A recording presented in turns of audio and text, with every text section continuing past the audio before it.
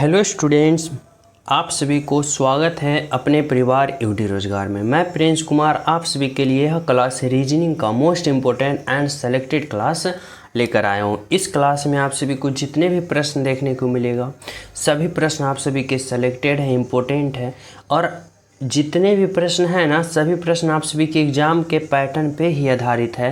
यानी वर्तमान समय में और आने वाले समय में एग्जामिनर जो आपका पैटर्न का उपयोग कर रहा है ना वही पैटर्न पे आधारित सभी प्रश्न देखने को मिलेगा। इसलिए आप लोग हर प्रश्न को बारीकता से अध्ययन करना, सभी प्रश्न को आप लोग 100% देने की कोशिश करना। और जो न्यू स्टूडेंट हो मैं उन्हें बता दूं कि यह क्लास आप सभी को सुबह और शाम दोनों समय हमारे इस परिवार के माध्यम से आप सभी को प्रोवाइड कराया जाता है ताकि हमारे जितने भी विद्यार्थी हो ज़्यादा प्रश्नों पे प्रैक्टिस करें और अपने नंबर को ज़्यादा इंक्रीज कर पाएँ। और आपको नंबर ज़्यादा इंक्रीज तब होगा जब आप लोग ज़्यादा प्रश्नों पे प्रैक्टिस करोगे, आपका नंबर ऑटोमेटिक इंक्रीज होगा। और जब आपका नंबर बढ़ेगा यानी इंक्रीज होगा तो आपका सिलेक्शन 100% होगा। समझ रहे हो? और यह तब कॉन्फिडेंस आएगा जब आप लोग ज़्यादा प्रश्नों पे प्रैक्टिस करोगे। तो चलो मैं शुरू करता हूँ। पहला प्रश्न समझना। देखो पहला प्रश्न क्या कर रहा है भाई, कर रहा है कूट भाषा में PAINT यानी इतना को इतना के रूप में लिखा जाता है। तो इतना COLOUR को के लिए कोडवर्ड क्या होगा? तो देखो यहाँ पे यह प्रश्न जो है ना कोडिंग डिकोडिंग का प्रश्न है। पहले यहाँ पे आप लोग को समझना होगा कि आखिर इतना का कोडवर्ड इतना लिखा तो लिखा कैसे, आखिर क्या लॉजिक लगा के लिखा। तो देखो समझना, यहाँ पे क्या है, P है, A है, I है, N है और T है। अब इतना का कोडवर्ड की बात करें तो क्या यहाँ पे लिख रहा है भाई, 1 लिख रहा है 5081319 यानी इतना का कोडवर्ड क्या लिख रहा है, इतना लिख रहा है। अब हमें सोचना होगा आखिर इतना से इतना लिखा तो लिखा कैसे, कौन सा लॉजिक का प्रयोग किया। तो इसके लिए हम क्या करेंगे, सबसे पहले अल्फ़ाबेट पोजीशन का प्रयोग करेंगे, उसके बाद हम देखेंगे इसमें क्या लॉजिक लगा रखा है। तो देखो P का अल्फ़ाबेट पोजीशन 16 होता है, A का अल्फ़ाबेट पोजीशन 1 होता है, I का 9 होता है, N का 14 होता है और T का कितना होता है भाई, तो T का 20 होता है। अब आप लोग सोचो कि इतना से इतना लिखा तो किस तरह से लिखा, समझना।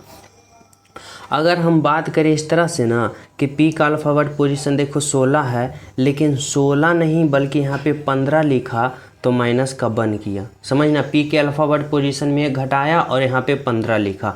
A का अल्फ़ाबेट पोजीशन 1 है लेकिन यहाँ 1 नहीं लिखा, 0 लिखा, यानी इसमें भी 1 घटाया। 1 में 1 घटाएंगे हमें 0 प्राप्त होगा।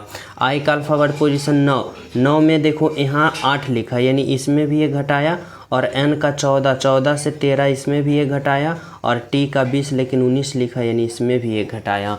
तो यहाँ पे क्या लॉजिक लगाया आप लोग समझ पा रहे हो, यानी सभी का अल्फ़ाबेट पोजीशन में -1 घटाया है और यहाँ पे इतना कोडवर्ड तैयार कर दिया। तो उसी प्रकार हम सभी के अल्फ़ाबेट पोजीशन में 1 घटा के यहाँ पे कोडवर्ड हम तैयार नहीं कर देंगे ना, तो वही देखना। यहाँ पे क्या है भाई, तो यहाँ पे COLOUR है, क्या है तो C है, O है, L है, O है और U है, R है, ठीक है। इतना यहाँ पे हमें पता करना है इसका कोडवर्ड। तो जब हम इसका कोडवर्ड पता करेंगे तो इसके लिए हम क्या करेंगे, तो यहाँ पे अल्फ़ाबेट पोजीशन प्रयोग करेंगे। तो देखो C का अल्फ़ाबेट पोजीशन कितना होता है, 3 होता है, O का अल्फ़ाबेट पोजीशन 15, L का अल्फ़ाबेट पोजीशन 12, फिर O का अल्फ़ाबेट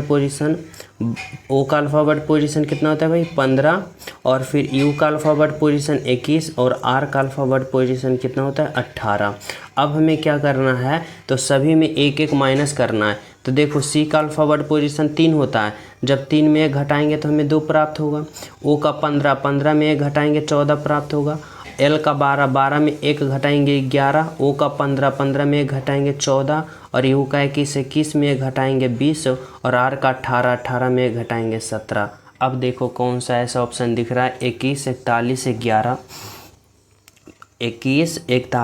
11।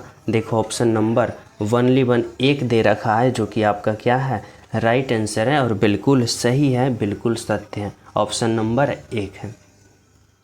समझ गए हो? तो चले हम सब अगले प्रश्न पे। तो देखो 2 नंबर का प्रश्न समझना। इसमें आप सभी से आपका एग्जामिनर क्या चाह रहा है भाई, कर रहा है ना कि लुप्त पद ज्ञात करें, मिसिंग नंबर बताना। यानी देखो यहाँ पे जो लुप्त पद है ना, यहाँ पे जो मिसिंग नंबर है इसको पता करना है किसके जगह आखिर होगा तो होगा क्या। तो पहले हमें पता करना होगा आखिर यह जो प्रश्न है ना क्या चीज़ का प्रश्न है।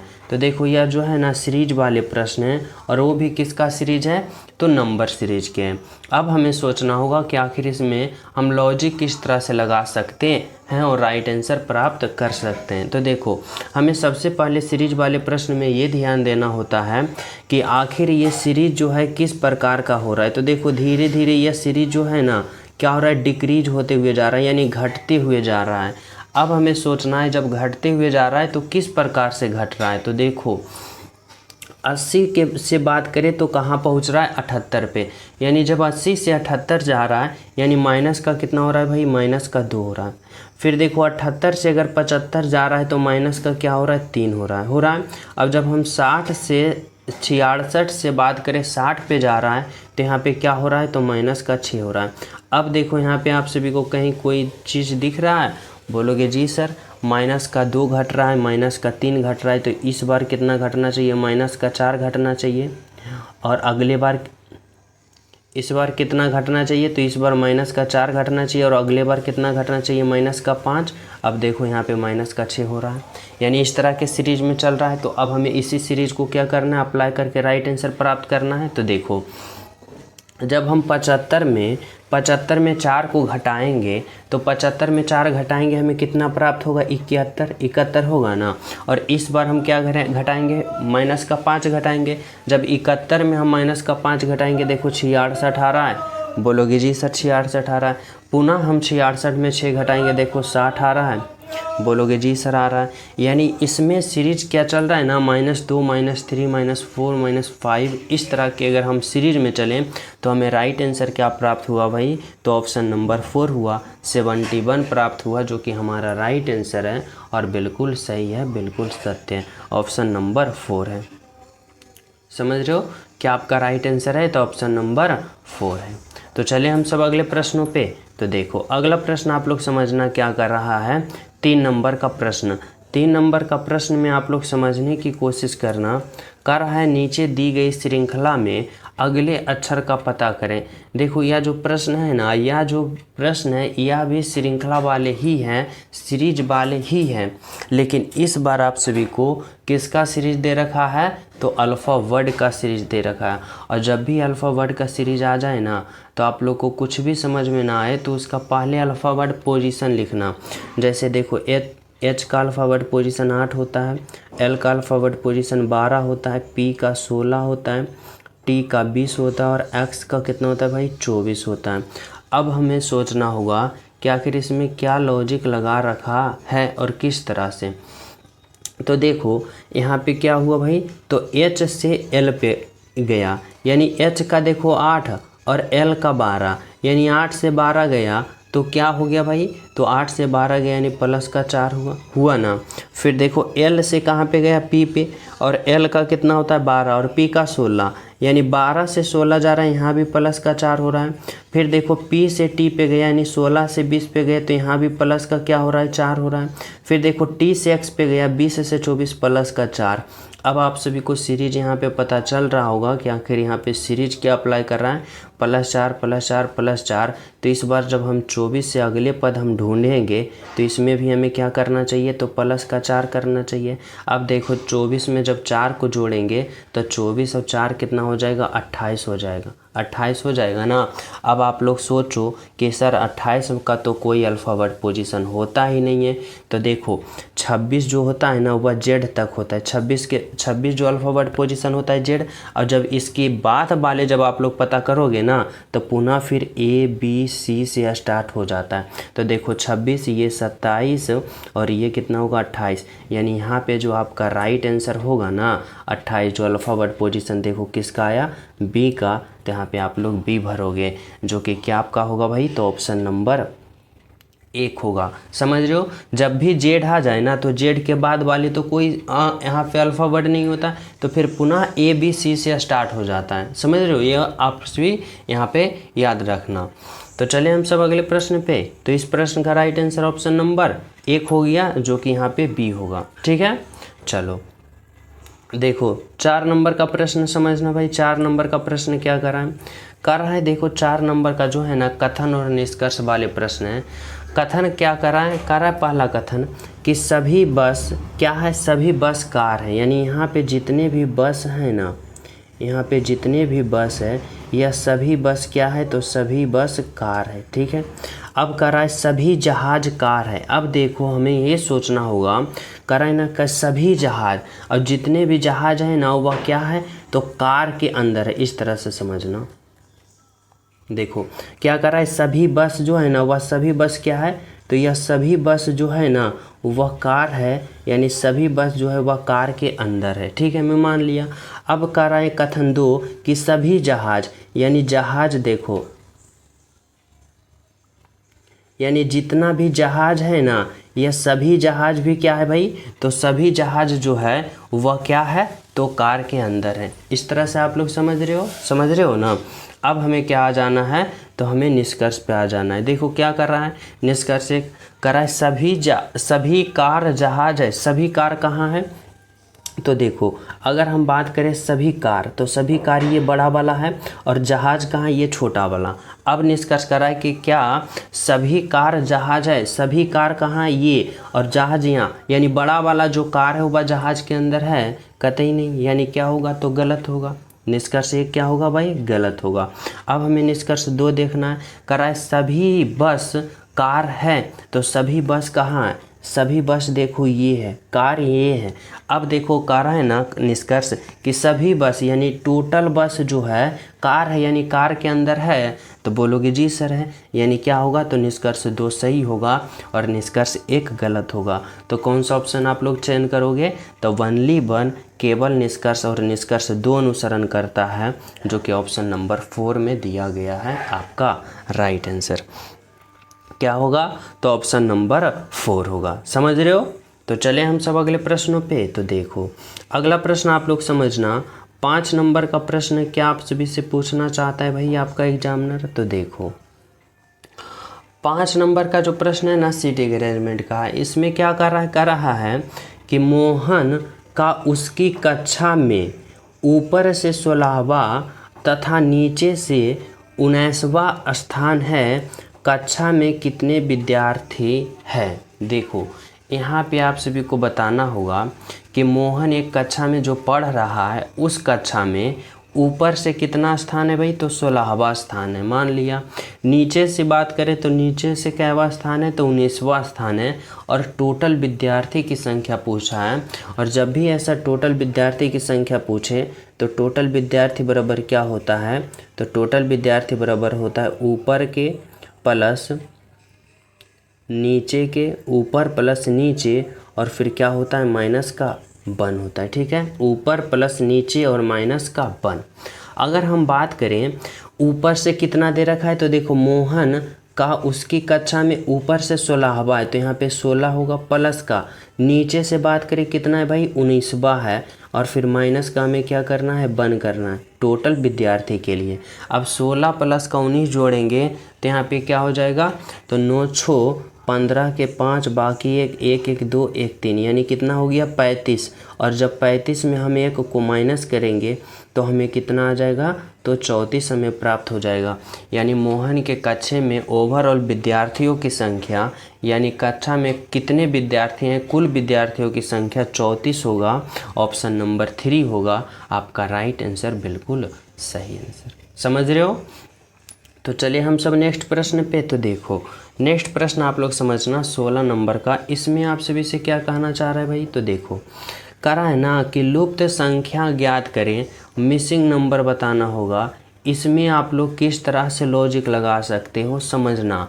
हमें सोचना है कि जिस प्रकार यहाँ पे 2 आया है ना, जिस प्रकार यहाँ पे 1 आया है, तो उसी प्रकार इस वाट के जगह जो होगा वह क्या होगा और क्या आएगा, आप लोग को बताना है और सोचना समझना है। तो कैसे सोचोगे समझोगे, तो देखो हमें इस तरह से यहाँ पे सोचना होगा और लॉजिक लगाना होगा कि 2 6 8 और 3 को आपस में हम इस तरह से यहाँ पे कैलकुलेशन करें, हल करें, ताकि हमें 2 प्राप्त हो जाए। तो हम किस तरह से सोच सकते हैं, समझना। अगर हम इस तरह से सोच सकते हैं कि 8 को और 3 को हम गुना करते हैं, समझना 8 को और 3 को गुना करते हैं तो कितना होता है, तो 8 तिया का 24 होता है, यानी सामने सामने को गुना किया। अब हम ऊपर वाले और नीचे वाले को भी क्या करते हैं, गुना करते हैं। तो देखो 6 गुने का 2 करेंगे कितना होगा, तो 6 गुने का 2 12 हो रहा है। और फिर जब हम ऊपर वाले और नीचे वाले को सभी को गुना कर लिए, यानी सामने सामने वाले तो 24 और ऊपर नीचे के तो 12, और जितना भी गुना करके आया ना, दोनों में हम क्या कर देंगे, भाग दे देंगे, यानी डिवाइड कर देंगे। तो हमें कितना प्राप्त होगा, तो देखो 2 प्राप्त हो रहा है। बोलोगे जी सर हो रहा है। अब उसी प्रकार देखो इस 4 में और इस 6 में गुना करेंगे, तो 6 गुने का 4 कितना होगा, 24 होगा।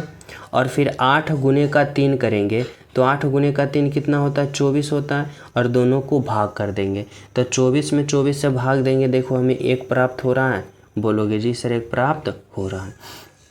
अब हमें क्या करना है, तो वही लॉजिक अब हमें इसमें अप्लाई करना है। तो 12 में गुना करना है और 8 में गुना करना है। जब 12 में हम 8 से गुना करेंगे, कितना हमें प्राप्त होगा भाई, तो 12 8 96, यानी 96 हमें प्राप्त हुआ। और जब हम 6 गुने का 4 करेंगे, तो 6 चौका 24 प्राप्त होगा। और जब हम 96 में 24 से भाग देंगे, तो हमें कितना प्राप्त होगा भाई, तो यहाँ पे कितना होगा, तो 24 48 72 और फिर क्या हो जाएगा, 96, यानी 24 से कितने मर्तबे में कट जाएगा 96, तो 4 मर्तबे में कट जाएगा। यानी राइट आंसर क्या होगा भाई, तो राइट आंसर होगा ऑप्शन नंबर 1, जो कि 24 से 4 मर्तबे में 96 कट गया। हमारा राइट आंसर 4 आया, यानी इस भाट के जगह क्या होगा, तो 4 होगा। अब समझ पा रहे हो कि इसमें क्या लॉजिक लगाया है, सभी विद्यार्थी समझ गए हो। तो चलिए हम सब अगले प्रश्न पे। और जो स्टूडेंट अभी तक क्लास को लाइक नहीं किए हो, सभी प्रिय स्टूडेंट क्लास को लाइक कर देना। जो न्यू हो तो चैनल सब्सक्राइब करके बेल आइकन प्रेस ज़रूर कर लेना, क्योंकि आप सभी के एग्ज़ाम के लिए ये क्लास आप सभी के पास पहुंचना अति आवश्यक और अनिवार्य है, अगर आप लोग सिलेक्शन लेना चाहते हो तो चले नेक्स्ट पे। तो देखो 7 नंबर का प्रश्न समझना। इसमें आप सभी से क्या आपका एग्जामिनर कहना चाह रहा है, तो देखो यहाँ पे कहना चाह रहा है ना कि लुप्त संख्या ज्ञात करें, इसमें मिसिंग नंबर किस भाट के जगह पे आखिर क्या होगा और किस तरह से होगा, और कौन सा लॉजिक अप्लाई करके आप लोग राइट आंसर प्राप्त कर पाओगे। तो बताओ अब आप लोग कैसे सोचोगे। तो देखो हमें सोचना होगा कि 5 1 8 2 25 64 4 जिस प्रकार आया, तो उसी प्रकार यहाँ पे राइट आंसर भी आना चाहिए ना। तो देखो कैसे सोचेंगे, समझना। अगर यहाँ पे मैं इस तरह से सोचता हूँ कि देखो 2 का अगर मैं स्क्वायर करता हूँ, तो देखो 2 का वर्ग हमें इसके सामने वाला प्राप्त हो रहा है, यानी 4 प्राप्त हो रहा है। अगर हम 5 का वर्ग करते हैं, तो 5 के सामने वाला देखो हमें प्राप्त हो रहा है 25 हो रहा है ना। अगर हम 8 का वर्ग करते हैं, यानी 8 का स्क्वायर करते हैं, तो 8 के सामने वाला हमें 64 प्राप्त हो रहा है। उसी प्रकार जब हम 1 का स्क्वायर करेंगे, 1 का वर्ग करेंगे, तो यहाँ सामने वाला हमें प्राप्त होना चाहिए ना। तो 1 का स्क्वायर करेंगे, 1 का वर्ग करेंगे, तो हमें कितना प्राप्त होगा, हमें 1 ही प्राप्त होगा। और वह ऑप्शन नंबर किस में है, तो ऑप्शन नंबर 1 में है, जो कि हमारा क्या है, तो राइट आंसर है और बिल्कुल सही आंसर है। क्या होगा, तो ऑप्शन नंबर 1 ही होगा। समझ रहे हो क्या होगा, तो ऑप्शन नंबर 1 ही होगा। तो चलिए हम सब अगले प्रश्न पे। इसमें समझ गए हो क्या लॉजिक लगाया है। चलो देखो 8 नंबर का प्रश्न समझना भाई। इसमें आप सभी से क्या कहना चाह रहा है ना आपका एग्जामिनर कि निम्नलिखित शब्दों का तर्कपूर्ण क्रम निर्धारित करें और अपना उत्तर को चुनें। देखो यहाँ पे आप सभी को समझना होगा इस तरह से कि यहाँ पे कुछ ऑप्शन दे रखा है, जैसे है भोजन, पकाना, पचाना, चबाना, खाना। अब इसमें तर्कपूर्ण क्रम निर्धारित करना होगा, यानी सही विकल्प को हमें चयन करना है। तो इसमें हमें इस तरह से सोचना होगा ना कि हम सबसे पहले क्या करेंगे, उसके बाद क्या करेंगे, उसके बाद और फाइनल अंत में क्या होगा। इस तरह से आप सभी को सोचना होगा। तो देखो अगर हम इस तरह से हम सोच सकते हैं कि सबसे पहले क्या होगा भाई, तो सबसे पहले होगा यहाँ पे क्या होना चाहिए, तो भोजन होना चाहिए। सबसे पहले क्या होगा, भोजन। तो भोजन को मैं 1 में लिखता हूँ, ठीक है, भोजन होना चाहिए। जब वह भोजन होगा तो उसको हम क्या करेंगे, तो उसे हम पकाएंगे, यानी पकाना होगा, 2 नंबर होगा। भोजन था उसको मैं क्या कर लिया, पका लिया, ठीक है, पका लिया। पकाने के बाद मैं उसे क्या करूँगा, तो पकाने के बाद हम लोग उसे क्या करेंगे, तो उसे हम क्या करेंगे, चबाएंगे, यानी चबाना होगा, 4 नंबर। ना कि आप लोग खाना कर दोगे, क्या करोगे, तो पहले भोजन को पकाओगे, पकाने के बाद आप लोग क्या करोगे, चबाओगे, चबाने के बाद आप लोग उसे खाओगे, यानी 5 नंबर।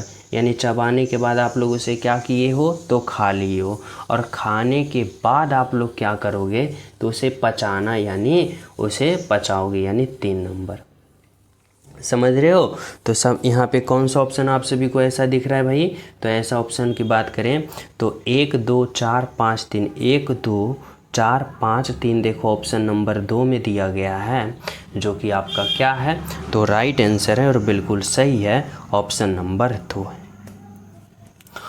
समझ गए हो। तो चले हम सब अगले प्रश्नों पे। तो देखो अगला प्रश्न आप लोग समझना क्या कर रहा है भाई, 9 नंबर का प्रश्न आप लोग समझने की कोशिश करना। कराए 2 बिंदु के विपरीत सतह के बिंदु संख्या होगा। देखो यहाँ पे ना कुछ पासा दे रखा है, डाइस दे रखा है, 2 पासा दे रखा है ना। अब इन दोनों पासाओं में कुछ स्थितियाँ दे रखा है, जैसे देखो इसमें 1 बिंदु है, इसमें 3 बिंदु दे रखा है, इसमें कितना है भाई, तो 2 है, 2 4 यानी 5 बिंदु है। इसमें भी देखो 5 बिंदु है, इसमें 2 बिंदु है और इसमें 4 बिंदु है। यानी कुछ स्थितियां इस प्रकार से दे रखा है, जैसे आप लोग को यहाँ पे समझ पा रहे हो। लेकिन प्रश्न आपके सभी से आपका एग्जामिनर क्या पूछना चाहता है, कराए 2 बिंदु के विपरीत सतह पर जो होगा ना वह कौन होगा। तो ऐसे प्रश्न को हम कैसे सोल्व करते हैं, सबसे पहले हम देखते हैं कि इन दोनों पासाओं में जो है कौन सा स्थिति सामान्य है। अगर हम इस तरह से सोचते हैं कि कौन सा स्थिति समान है, तो देखो अगर हम बात करते हैं तो देखो इस स्थिति की बात करें ना, तो इसमें कितना बिंदु दिख रहा है, तो बोलोगे सर यहाँ पे 5 बिंदु दिख रहा है। और इसमें अगर हम बात करें ना ये वाली स्थिति में, तो इसमें कितना बिंदु दिख रहा है, तो इसमें भी 5 बिंदु दिख रहा है। यानी दोनों में कितना है, तो दोनों में एक एक स्थितियाँ समान है। और देखो कहीं कोई दिख रहा है समान, नहीं ना दिख रहा है। तो हमें क्या करना है, तो हमें इस तरह से समझना होगा कि जब भी पासा में एक एक स्थितियाँ कॉमन दिखे, यानी एक एक स्थितियाँ कॉमन दिखे, तो हम घड़ी की दिशा में क्लॉकवाइज चलते हैं। देखो यहाँ से हम स्टार्ट करेंगे तो कहाँ चलेंगे, घड़ी की दिशा में क्लॉकवाइज, और इस पे पहुँच जाएंगे। और इसमें हम घड़ी की दिशा में क्लॉकवाइज चलेंगे तो कहाँ पहुँच जाएंगे, तो यहाँ पे पहुँच जाएंगे। समझ रहे हो। अब देखो हम क्या करेंगे, तो यहाँ पे समझना, यहाँ पे हम कहाँ से स्टार्ट किए थे, तो इस वाले से, यहाँ पे इस तरह से समझना, हम कहाँ से स्टार्ट किए थे, तो यहाँ से स्टार्ट किए थे, यानी 5 बिंदु वाले घर से स्टार्ट किए थे। तो यहाँ पे कितने हैं, तो 5 बिंदु। 5 बिंदु वाले के बाद हम किस वाले में आए, तो 3 बिंदु वाले में, तो 3 बिंदु वाले। और 3 बिंदु वाले के बाद हम कहाँ पहुँचे, तो 1 बिंदु वाले में यहाँ पे पहुँचे ना। आगे देखना, यहाँ पे हम कहाँ से स्टार्ट किए भाई, तो 5 बिंदु वाले में। और 5 बिंदु वाले के बाद कहाँ है, तो 2 बिंदु वाले में। और 2 बिंदु वाले के बाद कहाँ है, तो 4 बिंदु वाले में। अब हमें इस तरह से समझना होगा यहाँ पे कि देखो 1 का विपरीत 4 होगा और 4 का विपरीत 1 होगा, 3 का विपरीत 2 होगा, 2 का विपरीत 3 होगा। तो बोलोगे सर 5 का विपरीत क्या होगा, तो समझना एक पासे में 6 स्थितियाँ होता है। एक पासे में 6 स्थितियाँ ज़्यादा देखी हो, किसी भी पासे में 7 बिंदु 8 बिंदु 9 बिंदु वाले देखे हो, नहीं ना, यानी 6 बिंदु वाले तक देखे हो। तो देखो इसमें आप लोग एक बिंदु वाले को अप्लाई किए हो, 4 को किए हो, 3 के किए हो, 2 के किए हो, 5 के किए हो। तो किसका आप लोग अप्लाई नहीं किए हो, तो 6 का अप्लाई आप लोग नहीं किए हो, यानी 5 का विपरीत क्या होगा, 6 होगा। समझ लो। लेकिन आपका प्रश्न जो है, आपका एग्जामिनर जो है 5 और 6 का विपरीत नहीं पूछा है ना कि 2 बिंदु के विपरीत क्या होगा। तो देखो 2 बिंदु का विपरीत यहाँ पे समझना, 2 बिंदु का विपरीत क्या दे रखा है, तो 3 दे रखा है। यानी आपका राइट आंसर जो होगा ना ऑप्शन नंबर 4 होगा।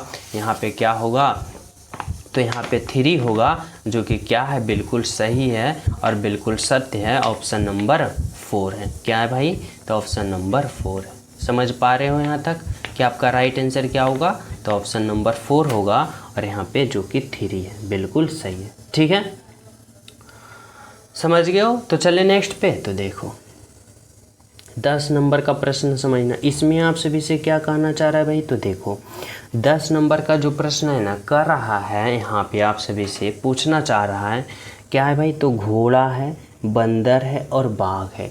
अब आप सभी को बताना होगा कि इन चारों ऑप्शन में हम कौन सा ऑप्शन का चयन करें ताकि इन तीनों का एक साथ सही संबंध बता सके। तो हम कैसे सोचेंगे, तो देखो हम इस तरह से सोच सकते हैं, समझना कि अगर मैं क्या करता हूँ, अगर मैं घोड़ा के लिए एक गोला बनाता हूँ, ठीक है, अगर मैं बंदर के लिए गोला बनाता हूँ और अगर मैं बाघ के लिए गोला बनाता हूँ।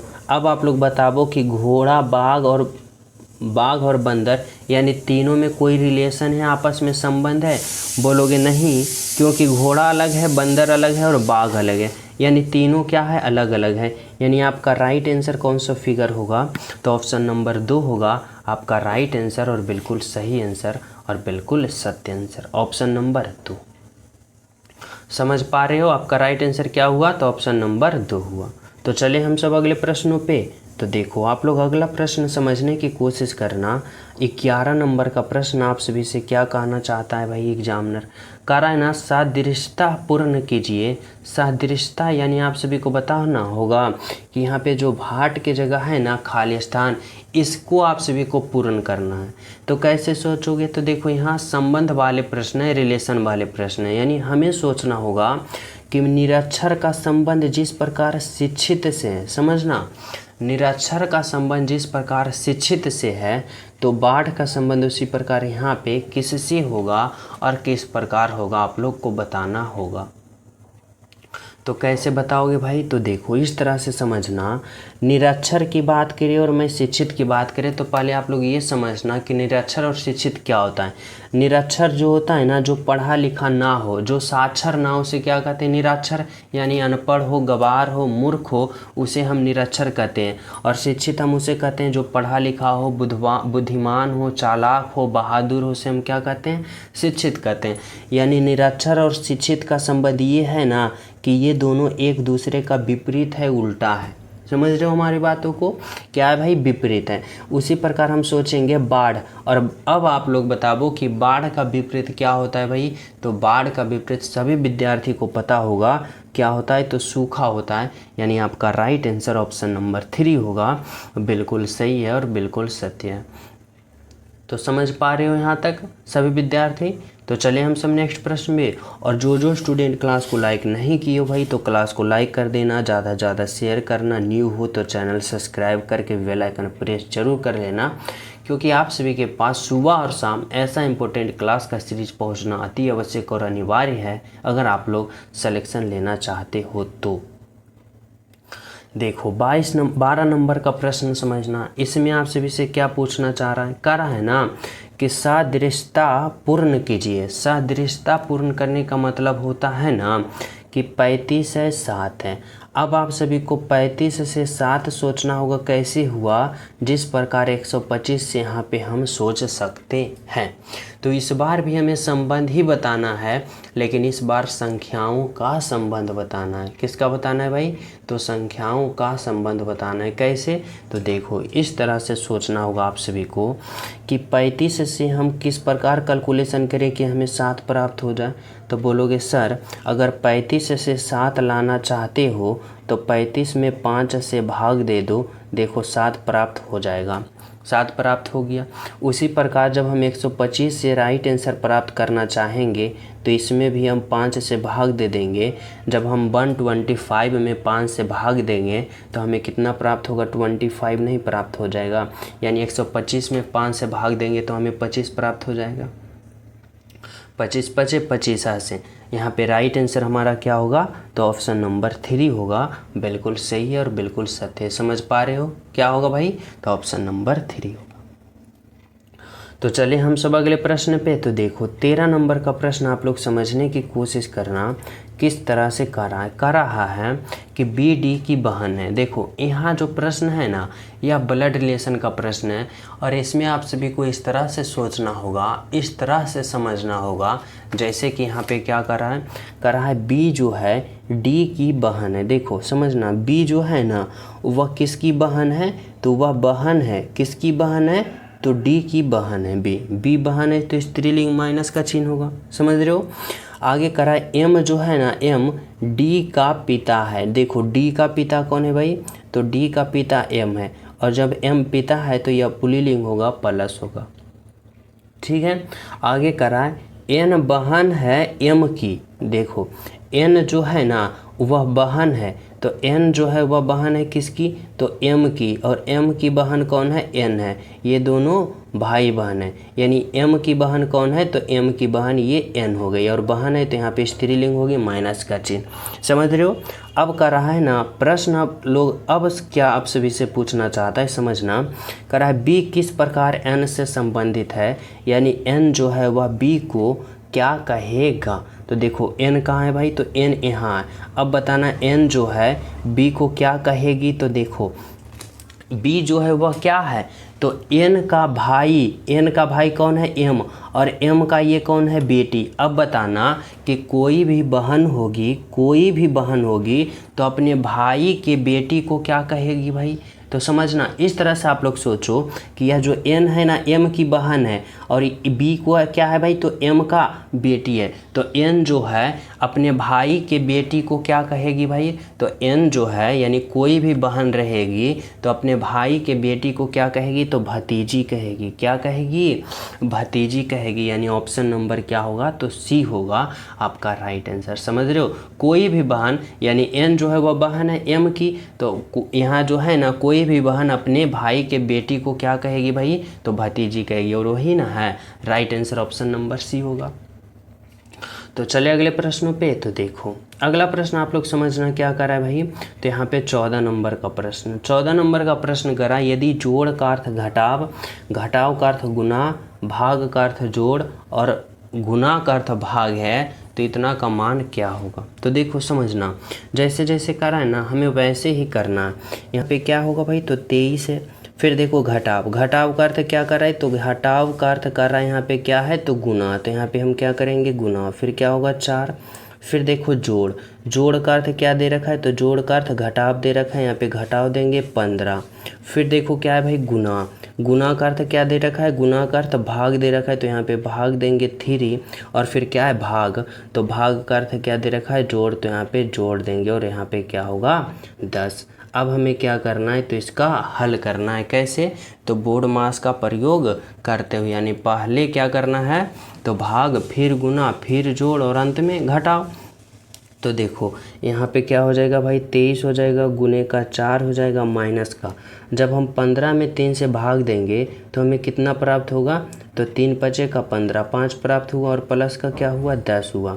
अब क्या करेंगे, भाग हो गया तो गुना क्या करेंगे, तो 23 गुने का 4 करेंगे, कितना होगा, 23 का 92 यानी 92, और माइनस का 5 हो जाएगा और प्लस का कितना हो जाएगा, 10 हो जाएगा। अब हमें क्या करना है, तो प्लस वाले प्लस को साथ जोड़ना और माइनस को घटा देंगे। तो 92 और 10 को जोड़ेंगे तो कितना हो जाएगा, 102 हो जाएगा, और 102 में फिर हम 5 को घटा देंगे तो हमें कितना प्राप्त हो जाएगा, 97 प्राप्त हो जाएगा। बोले तो ऑप्शन नंबर क्या है, तो ऑप्शन नंबर 2 है आपका राइट आंसर और बिल्कुल सही आंसर। क्या होगा भाई, तो ऑप्शन नंबर 2 होगा 97। तो जैसे जैसे हमें किया वैसे वैसे यहाँ पे किए और राइट आंसर प्राप्त कर लिए, समझ रहे हो। तो चले हम सब अगले प्रश्नों पे। तो देखो अगला प्रश्न आप लोग समझना है यहाँ पे क्या कर रहा है, तो 15 नंबर का प्रश्न कर रहा है ना कि उस विकल्प का चयन करें जो समूह से संबंधित नहीं है। यानी बताना होगा कि यहाँ पे 4 ऑप्शन दे रखा है, ठीक है, और इन 4 ऑप्शन में उस ऑप्शन का चयन करना है जो समूह से संबंधित नहीं है, जो सबसे अलग है। यानी 3 एक समान है और एक अलग है। कैसे आप लोग चयन कर पाओगे, तो समझना। देखो इसमें क्या करा है ना, तो यहाँ पे क्या है, जनवरी है, फरवरी है, मई है और अक्टूबर है। तो यहाँ पे आप लोग इस तरह से लॉजिक लगाना कि जनवरी की बात करें, मई की बात करें और अक्टूबर की बात करें तो ये जो होता है ना, ये जो होता है 31 दिन का मंथली होता है, यानी 31 दिन का एक महीना होता है, जनवरी, मई और अक्टूबर। लेकिन हम बात करें फरवरी का तो या तो 28 दिन का होता है या तो 29 दिन का होता है। इसीलिए सबसे अलग जो ऑप्शन होगा ना, हमारा राइट आंसर ऑप्शन नंबर 2 होगा, क्योंकि यह जो 28 दिन का होता है या 29 दिन का होता है, इसलिए सबसे अलग ऑप्शन हमारा होगा फरवरी, जो कि बिल्कुल सही है। समझ पा रहे हो यहाँ तक? तो चले नेक्स्ट पे। तो देखो नेक्स्ट प्रश्न समझना, 16 नंबर का आप सभी से क्या कहना चाहता है भाई। 16 नंबर का प्रश्न है, कह रहा है किसी घड़ी में 5:50 हुआ है तो सामने लगे दर्पण में कितना बजता हुआ दिखाई पड़ेगा। जब भी ऐसा प्रश्न आप सभी के एग्जाम में आ जाए कि घड़ी का कोई समय दे दिया जाएगा, ठीक है, और कहेगा कि सामने लगा हुआ दर्पण है तो उसका प्रतिबिंब क्या बनेगा, कैसे प्राप्त करोगे, तो समझना। देखो यहाँ पे जब भी ऐसा प्रश्न आ जाए ना तो 11:60 में जो घड़ी का समय दिया हुआ रहेगा ना उसको घटा देना। तो घड़ी का समय कितना दिया हुआ है, 5:50, यानी 5:50 आप लोग क्या करो तो इसको घटा दो। तो देखो 60 में हम 50 को घटाएंगे तो यह 10 मिनट बचा, और यहाँ पे क्या हो जाएगा, यहाँ पे तो यहाँ पे हो जाएगा 6, यानी हमें कितना बचता हुआ दिखाई देगा। अगर किसी घड़ी का समय 5:50 हुआ हो तो वह दर्पण में कितना बजता हुआ दिखाई देगा, तो 6:10 दिखाई दिया होगा, यानी राइट आंसर क्या होगा, तो ऑप्शन नंबर 1 होगा आपका राइट आंसर और बिल्कुल सही आंसर। समझ पा रहे हो? चलो अगला प्रश्न देखना क्या कर रहा है भाई। तो 17 नंबर का प्रश्न देखो, 17 नंबर का प्रश्न कर रहा है, अगर जल को नीर कहा जाता है, नीर को लाल, लाल को सफ़ेद, सफ़ेद को आसमान, आसमान को वर्षा, को हरा, हरा को वायु कहा जाता है, तो यहाँ पे बताना होगा आप सभी को तो दूध का रंग कैसा है। देखो वास्तविक की बात करें ना तो वास्तविक में दूध का रंग क्या होता है, उजला होता है, लेकिन प्रश्न के अनुसार, एग्जामिनर के अनुसार क्या कर रहा है कि उजला को यानी सफ़ेद को, समझना, सफ़ेद को क्या कहा जा रहा है भाई, तो सफ़ेद को कहा जा रहा है आसमान, यानी दूध का रंग वास्तव में सफ़ेद होता है, वाइट होता है, लेकिन सफ़ेद जो है ना उसको क्या कहा जा रहा है एग्जामिनर के अनुसार, प्रश्न के अनुसार, उजला, यानी आसमान कहा जा रहा है। देखो क्या कहा जा रहा है, उजला को आसमान कहा जा रहा है, सफ़ेद को आसमान कहा जा रहा है, यानी दूध का रंग जो होगा वो कैसा होगा, तो आसमान होगा, यानी क्या होगा, ऑप्शन नंबर 4 होगा आपका राइट आंसर और बिल्कुल सही आंसर। समझ पा रहे हो? चलो देखो अगला प्रश्न क्या कर रहा है भाई, तो 18 नंबर का, इसमें समझना 18 नंबर में कर रहा है ना कि इतना के अक्षर से नहीं बनने वाला शब्द का आप सभी को चयन करना होगा, यानी आप लोग को इतना का प्रयोग करना है और बताना है कि कौन सा ऑप्शन जो है नहीं बनेगा, ये आप सभी को खोजना है। तो देखो सबसे पहले मैं ऑप्शन 1 को चलता हूँ, क्या करा है, MAIN, M है, A है, I है, N है, ऑप्शन 1 बन रहा है, ठीक है। ऑप्शन मैं 2 को चेक करता हूँ, देखो PLAY, P है, L है, A है और बाई है, ये भी बन रहा है। हमें पता करना है जो नहीं बनने वाला है, ठीक है।